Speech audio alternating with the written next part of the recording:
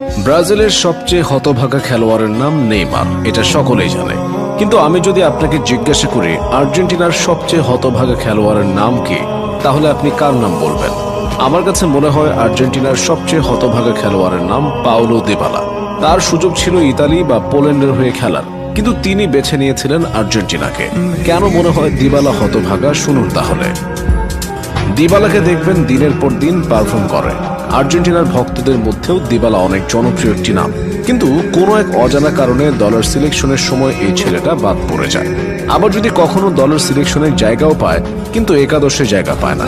অথচ তার কিন্তু সুযোগ ছিল আর্জেন্টিনা দলের পরিবর্তে পোল্যান্ড এবং ইতালির হয়ে খেলার, কিন্তু তিনি সেই সুযোগকে দুই পায়ে ঠেলে দিয়ে বুকে টেনে নিয়েছেন আর্জেন্টিনার জাতীয় দলের হয়ে খেলাকে।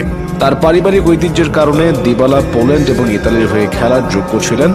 যখন ইতালি এবং পোল্যান্ড থেকে তাকে দলে ডাকা হয়, তখন তিনি স্পষ্টভাবে বলেছিলেন যে তিনি আর্জেন্টিনাকে মনে প্রাণে ভালোবাসেন এবং সবসময় আর্জেন্টিনার হয়ে খেলার স্বপ্ন দেখেন। দিবালা আরো বলেছিলেন, আমি আমার বুকে 100% আর্জেন্টিনাকে ধারণ করি। আমি এমন জাতীয় দলে খেলে কখনো খুশি হব না যা আমার নিজের মনে হয় না। এমন একটি জাতীয় সঙ্গীত শুনে কখনো আমার শরীরের পশম দাঁড়াবে না যা আমার নিজের নয়। এমন কোনো পতাকার রং দেখে আমার বুক গর্বে ভরে উঠবে না যে রংগুলো আমার নয়। কিন্তু তার সাথে কি হলো দেখুন না। এই সিজনে দিবালা রোমার হয়ে অসাধারণ পারফর্ম করেছেন। 2023-24 মৌসুমে তিনি 39 ম্যাচ খেলে 16টি গোলের পাশাপাশি করেন 10টি গোল। ইউরোপাতে রোমা এবার যে চমক দেখিয়েছে তার প্রধান কুশীলব কিন্তু এই দিবালা।